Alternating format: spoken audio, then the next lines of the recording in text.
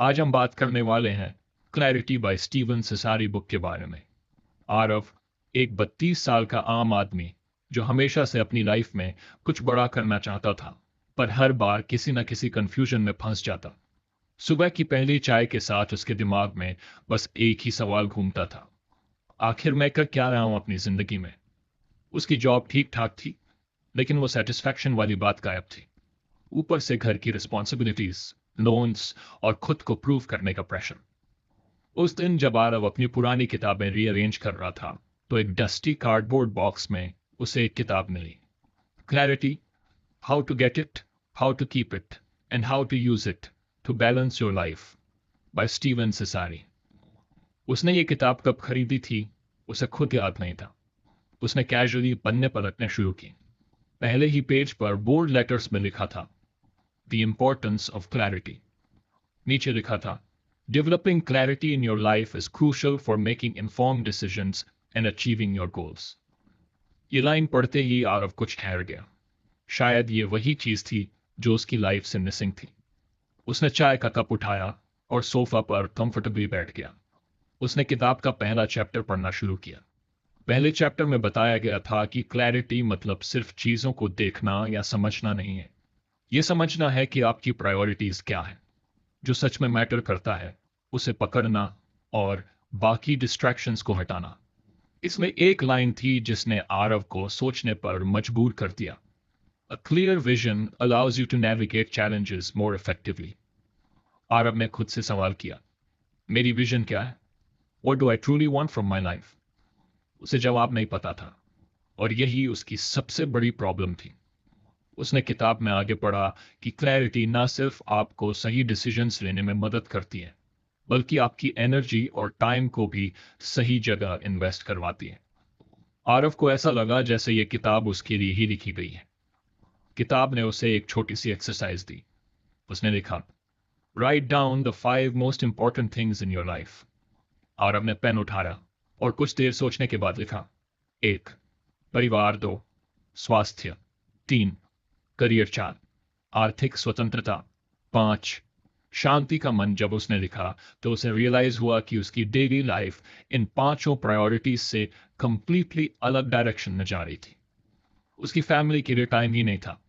Health का तो पूछो मत, जिम की मेंबरशिप सिर्फ कार्ड तक लिमिटेड थी। करियर में ग्रोथ के बारे में सोचने का टाइम ही नहीं मिलता था। फाइनेंशियल फ्रीडम, बस ईएमआई और बिल्स भरने की जद्दोजहद थी। और पीस ऑफ माइंड तो जैसे किसी लग्जरी आइटम की तरह था, जैसे सबके पास होता है, बस उसके पास नहीं। आरव कुछ नर्वस हुआ, लेकिन अंदर से उसे रिलीफ भी महसूस हुआ। उसे फाइनली यह समझ आ रहा था कि उसकी प्रॉब्लम्स का एक्चुअल रूट क्या है। उसने किताब में पढ़ा कि क्लैरिटी पाने के लिए पहला स्टेप है अपनी डिस्ट्रैक्शंस को आइडेंटिफाई करना। उसने सोचा, मेरी डिस्ट्रैक्शंस क्या है? और उसने नोट किया, सोशल मीडिया पर आवर्स वेस्ट करना, दूसरों से कंपैरिजन करना, छोटी छोटी बातों पर ओवरथिंकिंग। किताब ने सजेस्ट किया कि इन डिस्ट्रैक्शंस को हैंडल करने का सबसे अच्छा तरीका है पॉज एंड रिफ्लेक्ट। मतलब हर बार जब भी आप कंफ्यूज्ड फील करें, तो बस एक पॉज लें और सोचें कि आप क्यों कर रहे हैं और इसके पीछे क्या पर्पस है। आरव ने डिसाइड किया कि वो अगले 7 दिन तक हर डिसीजन लेने से पहले पॉज करेगा और रिफ्लेक्ट करेगा। उसने किताब बंद की और अपने दिन की शुरुआत की। पहला चैलेंज उसे उसी दिन शाम को मिला। उसका कॉलेज का दोस्त आकाश उसे कॉल करके कहता है, चलो यार, वीकेंड पर गोवा चलते हैं। आरव पहले एक्साइटेड हुआ, लेकिन फिर उसे याद आया, पॉज एंड रिफ्लेक्ट। उसने खुद से पूछा, क्या ये ट्रिप मेरी प्रायोरिटीज में से किसी को फुलफिल कर रहा है? और उसे समझ आया कि फिलहाल उसका गोल फाइनेंशियल फ्रीडम है। गोवा ट्रिप सिर्फ उसकी सेविंग्स में डेंट डालेगा। उसने पोलाइटली मना कर दिया। आकाश ने कुछ मजाक उड़ाया, यार तू बोरिंग हो गया है। लेकिन आरव को सरप्राइजिंगली कोई फर्क नहीं पड़ा। उसने पहली बार अपने डिसीजन में क्लैरिटी महसूस की। अगले दिन ऑफिस में एक और इंटरेस्टिंग चीज हुई। उसका बॉस एक नया प्रोजेक्ट असाइन करना चाहता था, जिसमें ओवर टाइम लगना तय था। आरव पहले तो हाँ बोलने ही वाला था, लेकिन फिर उसने पॉज किया और रिफ्लेक्ट किया। उसने सोचा, अगर मैं ये प्रोजेक्ट लेता हूं तो मेरी हेल्थ और फैमिली टाइम का क्या होगा? उसने रिस्पेक्टफुली मना कर दिया। उसकी क्लैरिटी धीरे धीरे उसकी लाइफ के हर एस्पेक्ट में दिखने लगी। वो अब चीजों को सिर्फ सुपरफिशियली नहीं देखता था, वो उनके पीछे के वाई को समझने की कोशिश करता। आरव ने अब एक स्मॉल नोटबुक कैरी करना शुरू कर दिया था, जिसमें वो हर दिन के एंड पर 3 चीजें लिखता। एक, क्या आज मैंने अपनी प्रायोरिटीज को फोकस किया? दूसरी, कौन सी चीजें मुझे डिस्ट्रैक्ट कर रही थी? तीसरा, क्या मैंने क्लैरिटी के साथ डिसीजंस ली? धीरे धीरे उसकी जिंदगी में चेंजेस दिखने लगे। उसका स्ट्रेस लेवल कम हो रहा था, वो ज्यादा कॉन्फिडेंट फील करता। उसने सोचा, अगर सिर्फ क्लैरिटी के पहले लेसन ने मेरी लाइफ में इतना फर्क डाला है, तो आगे के लेसन्स क्या क्या रिवील करेंगे। किताब का पहला चैप्टर खत्म करने के बाद उसने अगले चैप्टर की तरफ बढ़ना चाहा, लेकिन तभी दरवाजा खटखटाने की आवाज आई। उसका 6 साल का बेटा आरव को अपनी ड्राइंग दिखाने के लिए दौड़ता हुआ आया। उसने कहा, पापा, देखो मैंने आपका स्केच बनाया। आरव को अच्छा, अगर आपको हमारी फ्री समरी अच्छी लगती है तो आप हमारे चैनल को सब्सक्राइब कर सकते हैं, हमारी मेंबरशिप खरीद सकते हैं, या हमें यूपीआई के थ्रू सपोर्ट कर सकते हैं। अब समरी पर वापस चलते हैं, उन चीज़ों को देखना जो हमारे सामने होती हैं लेकिन हम अक्सर इग्नोर कर देते हैं। उसने अपने बेटे को गोद में उठाया और उसके साथ पूरी ड्राइंग देखी। आरव ने सोचा, शायद यही क्लैरिटी है, अपनी प्रायोरिटीज को सिर्फ लिखना नहीं बल्कि उन्हें फील करना। उसने ठान लिया कि वो अगले वीकेंड अपने बेटे और पत्नी के साथ टाइम बिताएगा। कहानी यहां खत्म नहीं हुई। आरव के अंदर एक नई जर्नी शुरू हो चुकी थी, अपने गोल्स और प्रायोरिटीज को रीडिफाइन करने की। उसने किताब का अगला चैप्टर पढ़ना शुरू किया, लेकिन उसके मन में एक सवाल था, क्या मेरी क्लैरिटी दूसरों के साथ शेयर करने से और भी मजबूत हो सकती है? आरव ने जब किताब का अगला चैप्टर शुरू किया तो उसमें बोल्ड लेटर्स में लिखा था, लाइव विद इंटेंशनैलिटी। नीचे की लाइंस ने उसका ध्यान खींच लिया। जीवन के उद्देश्य के साथ रहना मतलब अपने विकल्पों के बारे में सक्रिय होना नहीं, प्रतिक्रियाशील होना। Clear intentions align your daily activities with your long term goals. उसने किताब को बंद किया और कुछ देर के लिए अपनी आंखें बंद कर ली। उसे पिछले एक हफ्ते में हुए बदलाव याद आए।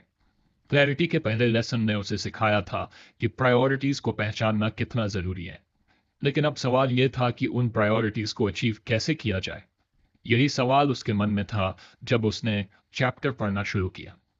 इस लेसन की शुरुआत एक छोटे से एनेक्डोट से हुई। एक आदमी जो हर दिन बिना सोचे समझे डिसीजंस लेता था, कभी किसी चीज में सफल नहीं हो पाता था। लेकिन जब उसने अपनी लाइफ को इंटेंशनैलिटी के साथ जीना शुरू किया, पर्पस के साथ हर डिसीजन थॉटफुली लिया, तो उसकी पूरी जिंदगी बदल गई।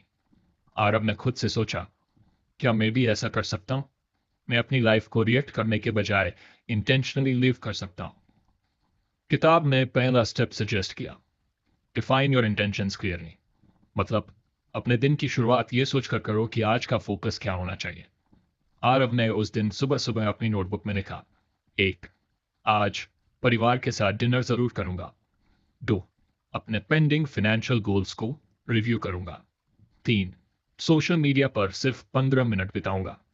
आरव ने महसूस किया कि जब उसने ये 3 सिंपल इंटेंशन सेट की तो उसे ऐसा लगा जैसे उसके पास एक रोड मैप है। वो अब रैंडमली चीजों को नहीं कर रहा था। उसका पहला टेस्ट सुबह ही हो गया। उसकी वाइफ नंदिनी ने कहा, आज रात डिनर पर जल्दी आना, कब से हमने साथ नहीं खाया है। आरव ने तुरंत कहा, पक्का। लेकिन ऑफिस में उसके बॉस ने अचानक एक अर्जेंट मीटिंग रख दी जो देर शाम तक खींचने वाली थी। आरव के पास चॉइस थी, वो रिएक्ट कर सकता था, मीटिंग अटेंड कर ले और फैमिली डिनर स्किप कर दे, या फिर इंटेंशनली अपनी प्रायोरिटी को चूज कर सकता था। उसने पॉज किया और रिफ्लेक्ट किया। उसे याद आया कि उसने सुबह इंटेंशन सेट किया था कि डिनर फैमिली के साथ करना है। उसने अपने बॉस से पोलाइटली रिक्वेस्ट किया कि क्या मीटिंग अगले दिन रखी जा सकती है। शायद लक ने भी उसका साथ दिया। बॉस ने कहा, okay, we can move it to tomorrow morning. Aarav ने महसूस किया कि अगर उसने इंटेंशनली अपनी प्रायोरिटी को नहीं चुना होता तो वो शायद रिएक्ट करके फैमिली डिनर को मिस कर देता। शाम को जब वो टेबल पर बैठा तो नंदिनी ने कहा, थैंक यू आरव, ये बहुत मायने रखता है। और उनके बेटे ने खुशी से बताया कि उसने स्कूल में नए दोस्त बनाए। अरब ने रियलाइज किया कि इंटेंशनल लिविंग का मतलब सिर्फ बड़े गोल्स को अचीव करना नहीं है, बल्कि छोटे छोटे मोमेंट्स को भी वैल्यू देना है। किताब का दूसरा स्टेप था बी प्रोएक्टिव, नॉट रिएक्टिव। इसका मतलब था कि अपनी लाइफ को ऑटो पायलट मोड पर ना छोड़ो। जब कोई सिचुएशन आती है तो रिएक्ट करने के बजाय सोचो कि कैसे आप उस मोमेंट को अपने गोल्स के साथ अलाइन कर सकते हो। अगले दिन ऑफिस में आरव का एक और टेस्ट हुआ। उसके कोलीग समीर ने सडनली छुट्टी ले ली और उसका वर्कलोड आरव के ऊपर आ गया। पहले आरव इरिटेट हो जाता, कंप्लेन करता, लेकिन इस बार उसने इंटेंशनली सोचा, क्या ये सिचुएशन मेरे करियर गोल्स के साथ अलाइन होती है? आरव ने रियलाइज किया कि ये एक मौका है खुद को प्रूव करने का। उसने काम एक्सेप्ट किया, लेकिन साथ ही अपने मैनेजर से क्लियर कर दिया कि वो इसे एफिशिएंटली हैंडल करने के लिए कुछ एक्स्ट्रा रिसोर्सेज चाहता है। मैनेजर इंप्रेस्ड हुआ और अगले महीने की परफॉर्मेंस रिव्यू में आरव की तारीफ हुई। किताब ने सजेस्ट किया था कि इंटेंशनैलिटी का तीसरा स्टेप है break your long term goals into daily actions. Aarav ने डिसाइड किया कि वो अपने फाइनेंशियल फ्रीडम गोल पर काम करेगा।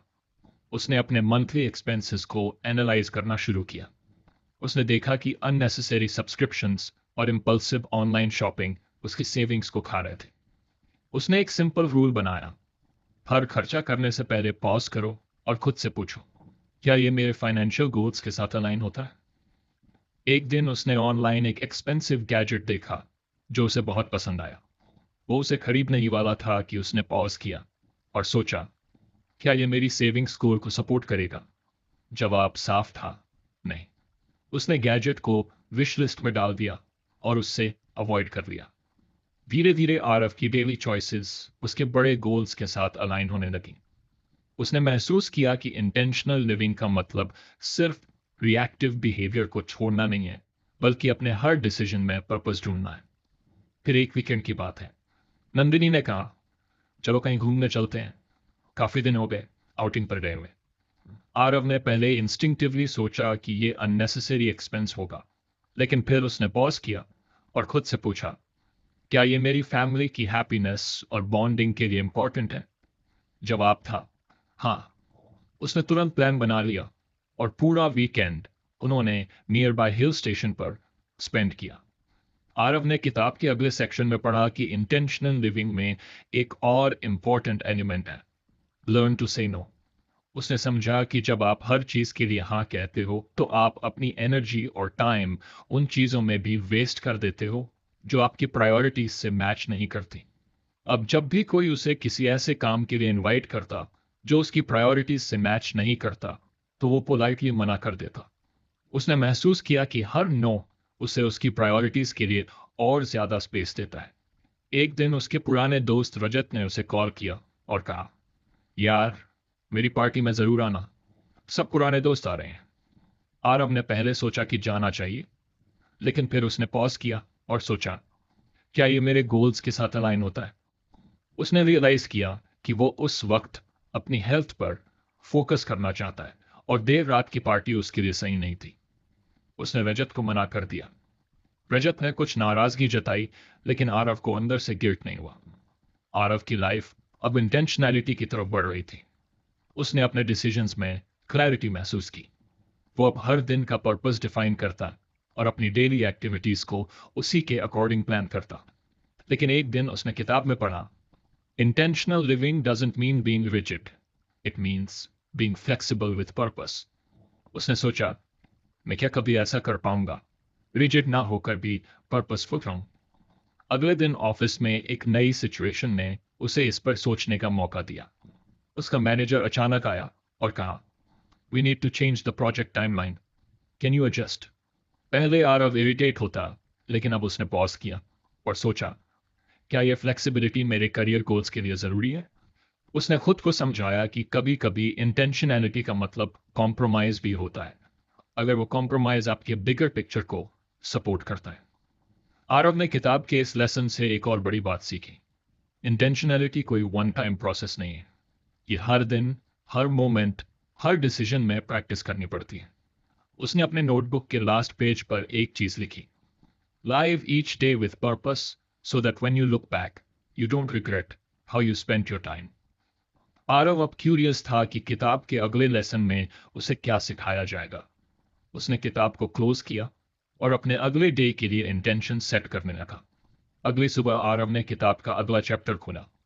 इसमें बोल्ड लेटर्स में लिखा था, बैलेंस इज की। नीचे लिखा था, संतुलन प्राप्त करना विभिन्न जीवन के पहलुओं, काम, संबंध, स्वास्थ्य और व्यक्तिगत विकास आवश्यक है जीवन के लिए सामान्य कल्याण। आरव ने चैप्टर पढ़ना शुरू किया, लेकिन उसकी आंखें बार बार इस एक लाइन पर रुक रही थीं। जब एक क्षेत्र आपकी जिंदगी को बार बार परेशान करता है तो असंतुलन तनाव और असंतुष्टि का कारण बनता है। उसने पॉज किया और अपनी लाइफ पर नजर डाली। उसने सोचा, क्या मैं अपनी लाइफ में बैलेंस मेंटेन कर पा रहा हूं? जवाब उसके सामने साफ था, नहीं। ऑफिस की डेडलाइंस इतनी हैवी थीं कि वो कई बार फैमिली टाइम मिस कर देता। हेल्थ तो जैसे उसकी प्रायोरिटी लिस्ट से गायब हो चुकी थी। पर्सनल ग्रोथ, बस संडे को कोई रैंडम यूट्यूब वीडियो देख लेना। रिलेशनशिप्स, हफ्तों बीत जाते थे दोस्तों या रिलेटिव्स से बात किए बिना। किताब ने एक छोटी सी कहानी बताई थी, एक आदमी जो अपने करियर में इतना खो गया कि उसने अपनी हेल्थ और रिलेशनशिप्स को कंप्लीटली इग्नोर कर दिया। उसने बहुत पैसा कमाया, प्रमोशंस पाए, लेकिन जब उसे पीछे मुड़कर देखने का मौका मिला तो उसके पास खुशी के बजाय रिग्रेट्स थे। ये पढ़ते ही आरव का दिल कुछ भारी हो गया। उसने सोचा, क्या मैं भी कहीं ऐसा ही तो नहीं कर रहा? उसने डिसाइड किया कि वो इस इम्बैलेंस को ठीक करेगा। उसने चैप्टर में दिए गए स्ट्रैटेजीज पर ध्यान देना शुरू किया। पहला स्टेप था, identify the pillars of your life and assess their current state. किताब ने बताया कि लाइफ के 4 मेन पिलर्स हैं, वर्क, रिलेशनशिप्स, हेल्थ और पर्सनल ग्रोथ। आरव ने अपनी नोटबुक निकाली और चारों पिलर्स के लिए एक एक पेज बनाया। उसने लिखा, 1, वर्क, बहुत ज्यादा टाइम और एनर्जी ले रहा है। सेटिस्फैक्शन ठीक ठाक है, लेकिन स्ट्रेस बहुत ज्यादा है। 2, रिलेशनशिप्स, फैमिली टाइम कम हो रहा है, दोस्तों और रिलेटिव्स से कनेक्शन ऑलमोस्ट खत्म हो गया है। 3, हेल्थ, निगलेक्टेड, जिम की मेंबरशिप सिर्फ कार्ड तक सीमित है, डाइट कंप्लीटली अनहेल्थी है। 4, पर्सनल ग्रोथ, स्पोरेडिक, कभी कभी किताबें पढ़ लेता हूं लेकिन कोई कंसिस्टेंट एफर्ट नहीं है। जब उसने इन चारों पिलर्स को देखा तो उसे रियलाइज हुआ कि उसकी सारी एनर्जी सिर्फ वर्क में जा रही है और बाकी तीनों एरियाज सफर कर रहे हैं। किताब ने सजेस्ट किया कि बैलेंस लाने का पहला स्टेप है, set boundaries for each area. Aarav ने सोचा, बाउंड्रीज का मतलब क्या है? किताब ने समझाया कि बाउंड्रीज का मतलब है हर एस्पेक्ट के लिए डेडिकेटेड टाइम और स्पेस रखना। उसने डिसाइड किया कि वो हर दिन शाम 7 बजे के बाद ऑफिस का काम नहीं करेगा। हर वीकेंड फैमिली के साथ आउटिंग या कोई एक्टिविटी करेगा। रोज सुबह 30 मिनट एक्सरसाइज के लिए रखेगा। हर हफ्ते एक नई स्किल या किताब पर काम करेगा। आरव को पहले ये सब अनरियलिस्टिक लगा, तो इम्बैलेंस बना ही रहेगा। अगले दिन उसने अपनी बाउंड्रीज इंप्लीमेंट करनी शुरू की। पहला चैलेंज ऑफिस में आया, एक अर्जेंट ईमेल शाम 7:15 पर आया। पहले आरव उसे तुरंत रिप्लाई करता, लेकिन इस बार उसने पॉज किया और सोचा, क्या ये मेरे सेट बाउंड्रीज को तोड़ रहा है? उसने ईमेल को अगली सुबह तक छोड़ दिया। शुरुआत में कुछ गिल्ट महसूस हुआ, लेकिन जब उसने देखा कि सुबह भी ईमेल हैंडल किया जा सकता था तो उसे समझ आया कि हर अर्जेंट चीज पर रिएक्ट करना जरूरी नहीं होता। दूसरा स्टेप था, learn to prioritise without guilt. किताब ने बताया कि बैलेंस का मतलब ये नहीं है कि हर चीज को बराबर समय दिया जाए। इसका मतलब है कि हर चीज को उतना समय दिया जाए जितना वो डिजर्व करती है। आरव ने यह स्ट्रैटेजी रिलेशनशिप्स पर अप्लाई की। उसकी वाइफ नंदिनी अक्सर कंप्लेन करती थी कि वो फैमिली के लिए टाइम नहीं निकालता। इस बार उसने इंटेंशनली संडे को पूरा दिन फैमिली के लिए रखा। उन्होंने एक फन पिकनिक प्लान की। जब आरव पिकनिक पर था तो एक दोस्त का कॉल आया जो उसे कैजुअली बाहर मिलने बुला रहा था। पहले आरव हाँ कह देता, लेकिन इस बार उसने मना कर दिया। उसने गिल्ट फील नहीं किया क्योंकि उसने रियलाइज किया कि उसकी करंट प्रायोरिटी उसकी फैमिली है। किताब का तीसरा स्टेप था, take care of yourself first. इसमें लिखा था, आप एक खाली कप से नहीं भर सकते। मतलब अगर आप खुद की हेल्थ और वेल बीइंग का ध्यान नहीं रखोगे तो बाकी एस्पेक्ट्स पर भी इम्पैक्ट पड़ेगा। आरव को ये पढ़कर अपना नेग्लेक्टेड हेल्थ रूटीन याद आया। उसने डिसाइड किया कि वो अपनी हेल्थ को फिक्स करेगा। उसने जिम मेंबरशिप रिन्यू की और डेली मॉर्निंग वॉक शुरू किया। पहले दिन जब वो वॉक पर गया तो उसे लगा कि ये टाइम वेस्ट है, लेकिन तीसरे दिन उसे रियलाइज हुआ कि सुबह का 30 मिनट का ये समय उसे मेंटली फ्रेश और फिजिकली एक्टिव महसूस करा रहा था। उसने अपनी डाइट पर भी ध्यान देना शुरू किया। धीरे धीरे उसने महसूस किया कि जब उसकी हेल्थ इंप्रूव हो रही थी तो उसका वर्क परफॉर्मेंस और मूड भी बेटर हो रहा था। वो घर पर भी ज्यादा एनर्जेटिक और हैप्पी रहता। किताब का चौथा स्टेप था रेगुलरली इवैल्यूएट एंड एडजस्ट। इसमें लिखा था कि बैलेंस कोई एक बार की प्रक्रिया नहीं है। लाइफ हमेशा बदल रही है और आपको अपने अप्रोच को समय के साथ एडजस्ट करना होगा। एक महीने बाद आरव ने अपनी नोटबुक निकाली और चारों स्तंभों को दोबारा मूल्यांकन किया। उसने देखा, एक, काम सीमाएं बनाए रखने के बाद तनाव कम हुआ है, उत्पादकता बढ़ी है। दो, रिलेशनशिप्स फैमिली और फ्रेंड्स के साथ कनेक्शन बेटर हुआ है। तीन, हेल्थ वेट कुछ कम हुआ है, एनर्जी लेवल्स बेहतर हैं। चार, पर्सनल ग्रोथ उसने 2 नई किताबें पढ़ी हैं और एक ऑनलाइन कोर्स शुरू किया है। हालांकि उसने प्रगति महसूस की, लेकिन उसे यह भी रियलाइज हुआ कि कुछ वीकेंड्स पर वो फैमिली को टाइम नहीं दे पाया क्योंकि ऑफिस वर्क स्पिल ओवर हो गया था। उसने डिसाइड किया कि वो अगले महीने इस पर और ज्यादा फोकस करेगा। आरव की जिंदगी अब धीरे धीरे बैलेंस्ड होती जा रही थी। उसने किताब के इस लेसन से सीखा कि बैलेंस कोई फाइनल डेस्टिनेशन नहीं है, ये एक ऑनगोइंग प्रोसेस है जिसे रोज प्रैक्टिस करना होता है। उसने खुद से वादा किया कि वो हर महीने अपनी लाइफ का बैलेंस इवैल्यूएट करेगा। उसने किताब को बंद किया और सोचा, अगले चैप्टर में कौन सा नया लेसन मिलेगा। आरव ने अगली सुबह अपनी किताब खोली और नए चैप्टर का टाइटल पढ़ा, जंक से छुटकारा पाएं। इस लेसन की पहली ही लाइन ने उसे सोचने पर मजबूर कर दिया। To gain clarity and achieve your goals, you must eliminate the junk that holds you back, be it physical, mental और इमोशनल क्लटर। आरव ने खुद से पूछा, मेरी लाइफ में ऐसा क्या जंक है जो मुझे रोक रहा है? उसे पहले तो कुछ समझ नहीं आया, लेकिन जैसे जैसे उसने चैप्टर पढ़ा उसकी आंखें खुलने लगी। किताब में एक छोटा सा एक्सरसाइज बताया गया था। एक पीस ऑफ पेपर लो और उसमें 3 कॉलम्स बनाओ। एक, शारीरिक गंदगी 2, मानसिक गंदगी 3, भावनात्मक गंदगी। आरव ने नोटबुक निकाली और लिखना शुरू किया। शारीरिक गंदगी, पुराने कपड़े जो सालों से अलमारी में रखे हैं, वो गैजेट्स जो खराब हैं लेकिन फेंकने का कभी सोचा नहीं, डेस्क पर पड़ी फाइलें और रैंडम नोट्स जिनका अब कोई काम नहीं। मेंटल क्लटर, ऑफिस के छोटे छोटे पेंडिंग टास्क्स का स्ट्रेस, वो कभी न खत्म होने वाली to do list, social media का ओवरयूज। इमोशनल क्लटर, उन लोगों से एक्सपेक्टेशंस जो कभी पूरी नहीं होंगी, पुराने आर्ग्यूमेंट्स और ग्रजेस जो अभी तक मन में हैं, खुद की गलतियों के लिए गिल्ट। जब उसने ये सब लिखा तो उसे अपनी लाइफ की chaos समझ में आई। किताब में लिखा था कि क्लैरिटी पाने के लिए सबसे पहले आपको इस जंक से छुटकारा पाना होगा। आरव ने डिसाइड किया कि वो सबसे पहले फिजिकल क्लटर पर काम करेगा। किताब में लिखा था, your physical environment reflects your mental state. उसने अपनी अलमारी खोली और देखा कि उसमें कई ऐसे कपड़े थे जो उसने सालों से नहीं पहने थे। उसने खुद से पूछा, क्या मैं इन्हें दोबारा पहनने वाला हूं? जवाब साफ था, नहीं। उसने तुरंत 3 पायल्स बनाए। एक, कीप, वो कपड़े जो अभी भी यूजेबल थे। दो, डोनेट, वो जो किसी और के काम आ सकते थे। तीन, थ्रो, वो जो पूरी तरह खराब हो चुके थे। ये प्रोसेस सरप्राइजिंग था। उसने सबको क्लियर किया और सिर्फ वो चीजें रखी जो एक्चुअली यूजफुल थी। डेस्क साफ होते ही उसे महसूस हुआ कि उसका माइंड भी कुछ ऑर्गेनाइज्ड लग रहा है। अगले दिन उसने मेंटल क्लटर पर काम करने का फैसला किया। उसने किताब में पढ़ा कि मेंटल क्लटर अक्सर अनऑर्गेनाइज्ड टास्क्स और डिस्ट्रैक्शंस की वजह से होता है। इसका सबसे बड़ा कल्प्रिट था उसकी endless to do list. Aarav ने अपनी टू डू लिस्ट पर ध्यान दिया। उसमें छोटे छोटे ऐसे टास्क्स थे जो वो कभी कंप्लीट नहीं करता, लेकिन फिर भी लिस्ट में बने रहते थे। उसने डिसाइड किया कि या तो वो उन टास्क्स को कंप्लीट करेगा या परमानेंटली रिमूव। उसने लिस्ट के हर आइटम को देखा और खुद से पूछा, क्या ये वास्तव में इंपॉर्टेंट है? जो चीज़ ज़रूरी नहीं थी उसे उसने क्रॉस कर दिया। उसने प्रायोरिटाइज करना शुरू किया और हर दिन सिर्फ 3 इंपॉर्टेंट टास्क्स पर फोकस करने का रूल बनाया।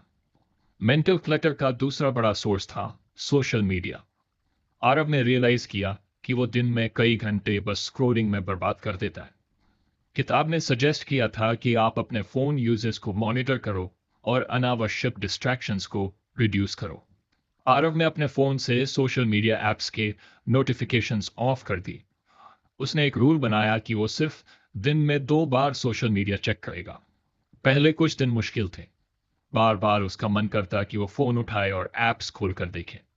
लेकिन धीरे धीरे उसने महसूस किया कि सोशल मीडिया से दूरी बनाने पर उसके पास ज्यादा टाइम और मेंटल पीस थी। अब बारी थी इमोशनल क्लटर की। ये सबसे चैलेंजिंग पार्ट था। किताब में लिखा था, इमोशनल क्लटर वो बैगेज है जो आपको आगे बढ़ने से रोकता है। आरव ने खुद से पूछा, मेरे लाइफ में कौन से अनरिजॉल्व्ड इमोशंस हैं? उसे कुछ चीजें याद आईं। उसके चाइल्डहुड फ्रेंड रजत से हुई एक लड़ाई जिसके बाद से उन्होंने बात नहीं की। अपने एक पुराने कॉलीग के साथ हुई मिसअंडरस्टैंडिंग। खुद के पास्ट फेलियर्स के लिए गिल्ट। किताब ने कहा था कि इमोशनल क्लटर से छुटकारा पाने के लिए आपको या तो उन्हें रिजॉल्व करना होगा या लेट गो करना होगा। आरव ने सबसे पहले रजत को कॉल किया। पहले तो ऑकवर्ड लगा, लेकिन उसने सोचा, अगर मैं पहल नहीं करूंगा तो यह बैगेज हमेशा मेरे साथ रहेगा। उसने रजत से बात की और अपनी फीलिंग्स एक्सप्रेस की। सरप्राइजिंगली रजत ने भी यही कहा कि वो भी रिकंसिलिएशन चाहता था। उसने अपने कॉलीग को एक ईमेल लिखा जिसमें उसने अपनी तरफ से मिसअंडरस्टैंडिंग के लिए माफी मांगी। जवाब में उसने भी माफी मांगी। आरव को ऐसा लगा जैसे उसके दिल से कोई बोझ हट गया। गिल्ट को हैंडल करना सबसे कठिन था। उसने अपनी गलतियों के लिए खुद को माफ करने का डिसीजन लिया। उसने लिखा, गलतियां इंसान को बेटर बनाती हैं। मैं इन्हें अपने ऊपर वेट बनने नहीं दूंगा। आरव ने धीरे धीरे अपने लाइफ के हर एस्पेक्ट में जंक को एलिमिनेट करना शुरू कर दिया। उसने महसूस किया कि जब डिस्ट्रैक्शंस और नेगेटिविटी कम होती है तो क्लैरिटी नेचुरली बढ़ती है। इस पूरे प्रोसेस के बाद उसने अपनी नोटबुक में लिखा, फिजिकल क्लटर हटाने के बाद मेरा स्पेस और माइंड दोनों ऑर्गेनाइज्ड है। मेंटल क्लटर रिड्यूस करने के बाद मुझे फोकस करने में आसानी हो रही है। इमोशनल क्लटर क्लियर करने से मेरे रिलेशनशिप्स और इनर पीस इंप्रूव हुए हैं।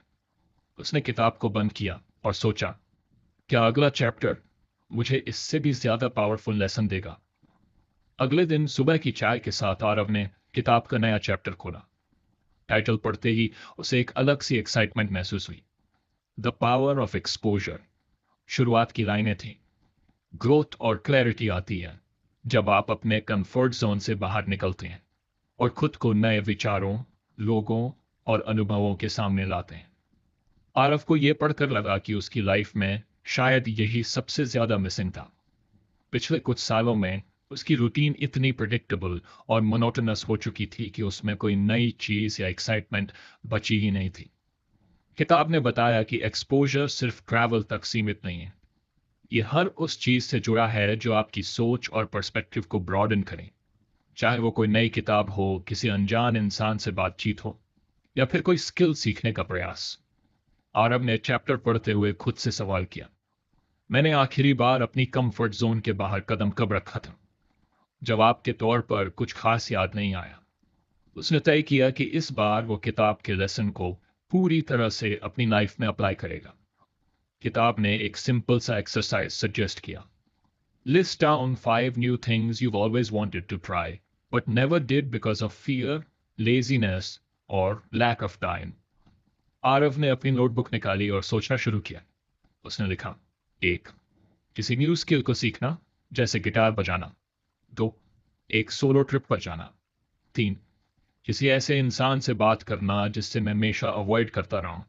4, किसी कंप्लीटली डिफरेंट कल्चर को एक्सप्लोर करना। 5, वॉलंटियरिंग के जरिए किसी मीनिंगफुल कॉज में कंट्रीब्यूट करना। पहला स्टेप था try a new skill. Aarav ने सोचा कि उसे बचपन से गिटार सीखने का शौक था, लेकिन वो कभी सीरियस नहीं हुआ। उसने उसी दिन ऑनलाइन सर्च किया और पास के एक म्यूजिक इंस्टीट्यूट में वीकेंड क्लासेस के लिए रजिस्टर कर लिया। एक क्लास में जाते हुए आरव कुछ नर्वस था। वहां पर बाकी लोग भी नए थे, लेकिन सबका कॉन्फिडेंस उससे ज्यादा लग रहा था। पहले सेशन में वो कुछ कॉर्ड्स सीखने की कोशिश कर रहा था और बार बार गलतियां कर रहा था, लेकिन सरप्राइजिंगली उसे इन गलतियों में मजा आ रहा था। एक महीने बाद जब वो अपनी पहली छोटी सी ट्यून बजा पाया, तो उसे जो खुशी मिली वो उसने बहुत समय से महसूस नहीं की थी। उसे समझ आया कि कुछ नया सीखना सिर्फ स्किल हासिल करने का मामला नहीं है, बल्कि ये आपको एक नया पर्सपेक्टिव और कॉन्फिडेंस देता है। दूसरा स्टेप था go on a solo trip. ये आरव के लिए सबसे चैलेंजिंग था। वो हमेशा ग्रुप ट्रिप्स या फैमिली वेकेशंस का हिस्सा रहा था, लेकिन इस बार उसने एक अलग जगह चुनने का फैसला किया। उसने हिमाचल के एक छोटे से गांव की तरफ रुख किया। ट्रिप के दौरान सबसे बड़ा डर था, क्या मैं अकेला बोर हो जाऊंगा?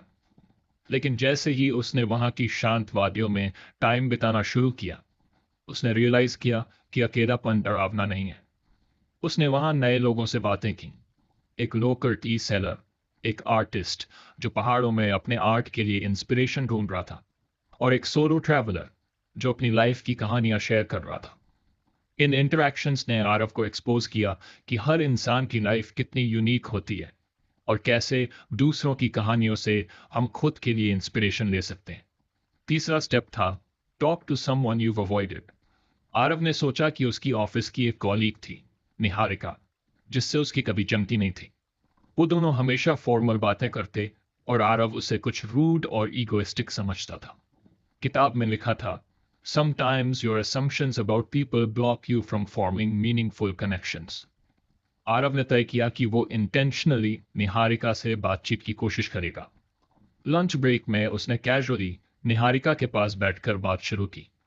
शुरू में ऑकवर्ड था, लेकिन धीरे धीरे उसने महसूस किया कि निहारिका का रूड एटीट्यूड दरअसल उसकी रिजर्व्ड नेचर का हिस्सा था। उसने निहारिका से उसकी हॉबीज और इंटरेस्ट्स के बारे में पूछा, और सरप्राइजिंगली उन्होंने कई चीजों में कॉमन पाया। उसे एक बातचीत के बाद निहारिका से उसकी प्रोफेशनल रिलेशनशिप काफी बेहतर हो गई।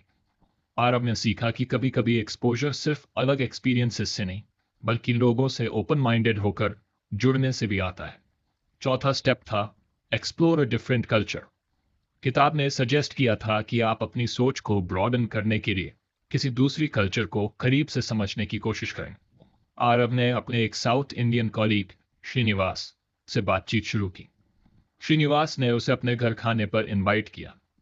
वहां आरव ने पहली बार ऑथेंटिक साउथ इंडियन फूड खाया और उनके त्योहार ओनम के बारे में सुना। उसने देखा कि कैसे अलग कल्चर्स में ट्रेडिशंस और वैल्यूज अलग होते हैं, लेकिन इमोशंस सब जगह एक जैसे होते हैं। इस एक्सपोजर ने आरव को कल्चरल डाइवर्सिटी के बारे में एक नई अप्रिशिएशन दी। उसे लगा कि जब तक हम दूसरे कल्चर्स को समझने की कोशिश नहीं करेंगे, तब तक हम अपनी नैरो माइंडेडनेस से बाहर नहीं निकल सकते। पांचवा स्टेप था volunteer for a cause. Aarav ने डिसाइड किया कि वो वीकेंड्स पर किसी मीनिंगफुल कॉज के लिए कंट्रीब्यूट करेगा। उसने पास के एक एनजीओ से कांटेक्ट किया जो अंडर प्रिविलेज्ड बच्चों को पढ़ाने का काम करता था। पहले दिन वो कुछ नर्वस था।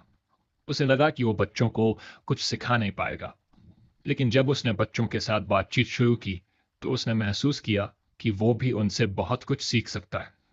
एक बच्चे ने उसे पूछा, भैया, आपने कभी बड़ा सपना देखा है? इस सवाल ने आरव को अंदर तक झकझोर दिया।